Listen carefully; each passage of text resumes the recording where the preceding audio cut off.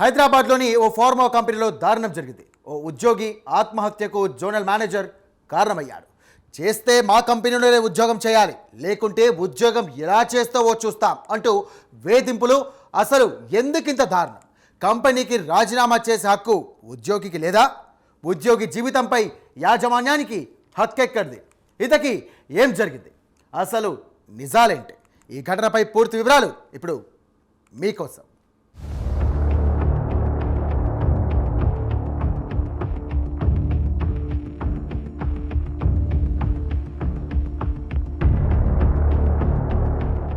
Hyderabad corporate company వేధింపుల ఘటన తీవ్ర కలకలం రేపింది. అలెంబెక్ ఫార్మాకేర్ కంపెనీలో మెడికల్ రిప్రజెంటేటివ్గా పనిచేస్తున్న అఖిలేష్ యాజమాన్యం వేధింపులు తట్టుకోలేక ఇంట్లో ఉరివేసుకుని ఆత్మహత్య చేసుకున్నారు. ఈ ఘటన తీవ్ర విషాదాన్ని మిగిల్చింది. మెరుగైన భవిష్యత్తు కోసం వేరే కంపెనీలో ఉద్యోగం సంపాదించినప్పటికీ అతని రాజీనామాను ఆమోదించకుండా టార్చర్ చేశారు. ఉద్యోగం చేస్తే మా కంపెనీలోనే చేయాలని, లేకుంటే ఉద్యోగమే లేకుండా చేస్తామని బెదిరించినట్టుగా తెలుస్తోంది. మేనేజ్మెంట్ ఒత్తిడి తేవడంతోనే అఖిలేష్ ప్రాణాలు వదిలాడని కుటుంబ సభ్యులు, సహచార ఉద్యోగులు ఆరోపిస్తున్నారు.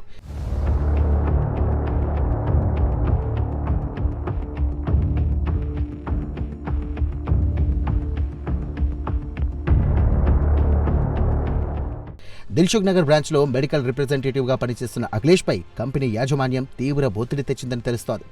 Zonal manager Rudrayya, regional manager Nikhil, area manager రాజేష్లు కలిసి అతనిపై మానసికంగా వేధింపులకు పాల్పడినట్లు తోటి ఉద్యోగులు తెలియజేశారు. మా కంపెనీలోనే పనిచేయాలి, వేరే కంపెనీలోకి వెళ్తే ఉద్యోగం చేయనివ్వం అంటూ పదే పదే బెదిరింపులకు దిగినట్టుగా తెలుస్తోంది.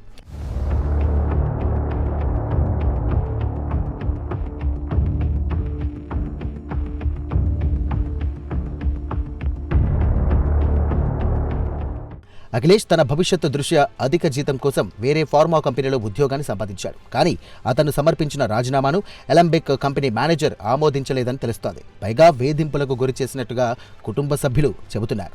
ఈ ఒత్తిడిని తట్టుకోలేకే అఖిలేష్ ఇంట్లో ఉరివేసుకుని ఆత్మహత్య చేసుకున్నాడని కుటుంబ సభ్యులు ఆరోపించారు. ఫైనల్గా మనోడు వేరే కంపెనీకి ఇంటర్వ్యూ ఇచ్చిండు, మంచి ప్యాకేజ్ తోటి ఆఫర్ లెటర్ వచ్చింది. మనోడు ఈ కంపెనీ వాళ్ళకు రిజిగ్నేషన్ లెటర్ అనేది ఇచ్చిండు.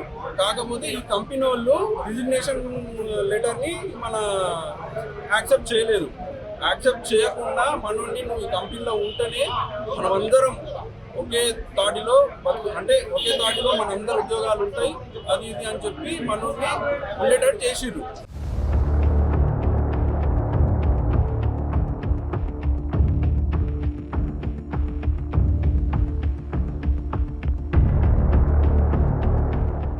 ఈ ఘటనపై పోలీసులకు ఫిర్యాదు చేసిన వెంటనే స్పందించలేదన్నారు తోటి ఉద్యోగులు.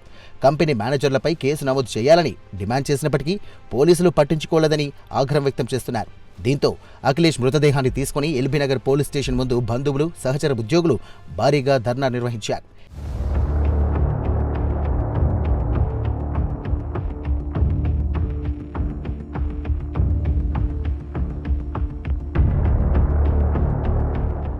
ఎల్బీనగర్ పోలీసుల వ్యవహార శైలిపై కూడా తీవ్ర విమర్శలు చేశారు మృతుని బంధువులు.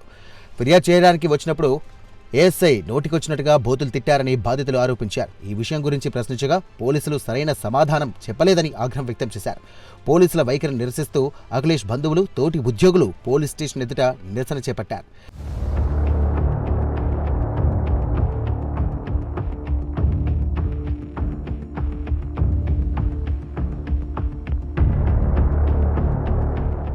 ధర్నాకు భారీ సంఖ్యలో ఉద్యోగులు, బంధువులు తరలి రావడంతో ఎల్బీనగర్ పోలీస్ స్టేషన్ పరిసర ప్రాంతంలో ఉద్రిక్త పరిస్థితులు నెలకొన్నాయి. నిరసనల కారణంగా ఎల్బీనగర్ పరిసర ప్రాంతంలో సుమారు 2 కిలోమీటర్ల మేర ట్రాఫిక్ జామ్ ఏర్పడింది. మృతుడి కుటుంబానికి న్యాయం చేయాలని డిమాండ్ చేశారు.